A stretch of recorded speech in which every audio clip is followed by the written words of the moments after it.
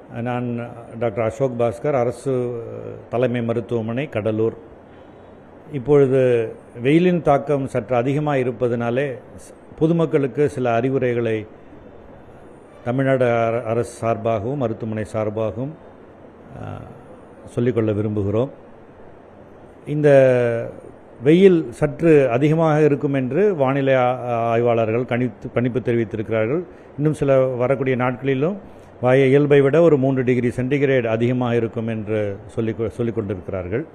இப்பொழுது பொதுமக்கள் அவர்கள் இந்த வெயிலின் தாக்கத்தை குறைப்பதற்கு அல்லது அதனுடைய சரீரத்தில் வராமல் இருப்பதற்கு குறிப்பாய் பகல் 11 சாயங்காலம் ஒரு 4 மணி வரை இந்த வெயில் நேரத்தில் வெளியில் வராமல் இருப்பது நலமாக இருக்கும்.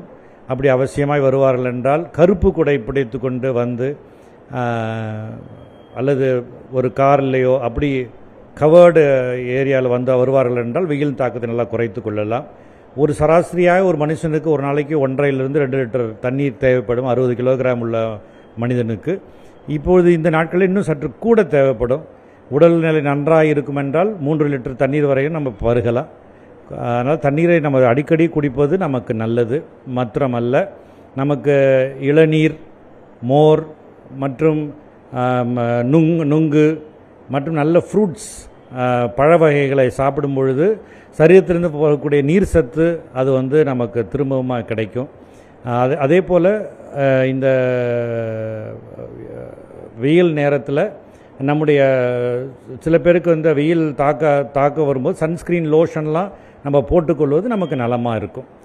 அது மாத்திரமல்ல, அரசாங்க அநேக ஆஸ்பத்திரியில் நம்ம ஓஆர்எஸ் பாக்கெட் அதை நம்ம வச்சுருக்கிறோம். எல்லா இடத்துலையுமே கலக்கி அந்த கேஷுவாலிட்டி மற்ற ஓபியிலே வைத்திருக்கிறோம். அந்த ஓஆர்எஸ் பாக்கெட்டையும் நம்ம வாங்கி கொண்டு போய் வீட்டில் நம்ம அதை பருகும் பொழுது, அது அளவாய் பருகும்போது உடலில் போகிற நீர் சத்து அது குறைய ஆரம்பிக்கும். மெயினாக நம்ம ஞாபகம் வச்சுக்க வேண்டியது, அடிக்கடி நம்ம தண்ணீரை நன்றாய் பருக வேண்டும். ரெண்டாவது, அந்த தண்ணீரை மாத்திரமல்ல, தண்ணீர் சத்து உள்ள நல்ல பழ வகைகள், இளநீர் இதெல்லாம் பருகுங்க. அதே போல் பருத்தி உடைகள் அணிந்தால் சரும நோய்கள் வராமலும் வியர்க்குறு வராமலும் நம்ம காத்துக்கொள்ளலாம். வெயில் காலத்தில் நான் உங்களுக்கு சொன்னபடி தர்பூசணி, அப்புறம் வெள்ளரிக்காய், வெள்ளரி பழம், சர்க்கரை வியாதி இல்லாதவங்க சொல்கிறேன், வெள்ளரி பழம் அதெல்லாம் நீங்கள் வாங்கி சாப்பிடுவோம் என்றால் அது நம்முடைய சரீரத்துக்கு நல்ல சத்து மாத்திரமல்ல, நீர் சத்து மாத்திரமல்ல, மற்ற ஒரு குளிர்ச்சியும் அது கொடுக்கும். அதே போல் நம்ம ஊரில் இருக்கக்கூடிய வெள்ளரி பழம் நம்ம ஊரில் விளையிறது எல்லாத்தையும் வாங்குவோம்னா விவசாயிகளுக்கும் நல்ல பயன் பெற முடியும். நம்ம என்னென்ன பண்ணால் கூல்ட்ரிங்க்ஸ் வாங்கி நிறைய குடிக்க நினைப்போம். அதில் ஏரேட்டட் கெமிக்கல்ஸ் நிறையா இருக்கும். அதை காட்டிலும் இயற்கையாய் வரக்கூடிய உணவுகளை உண்டோம் என்றால் நம்முடைய சரீரத்துக்கும் நல்ல ஆரோக்கியம் கிடைக்கும். இன்னொரு விஷயம், இந்த வெயில் காலத்தில் நம்முடைய அடிக்கடி நம்ம குளிப்பது நல்லது. நம்ம குளித்தோம் என்றாலே அதனுடைய தாக்கம் நம்ம வெக்கை தாக்கம் குறையும். ரெண்டாவது, வியர்வையோடு எதுவும் குளிர்பானத்தை சற்றுன்னு பருக வேண்டாம்.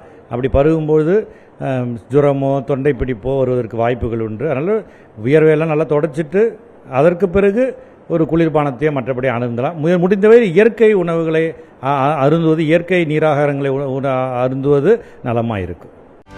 செய்திகளை உடனுக்குடனும் துல்லியமாகவும் தெரிந்து கொள்ள சப்ஸ்கிரைப் பண்ணுங்க.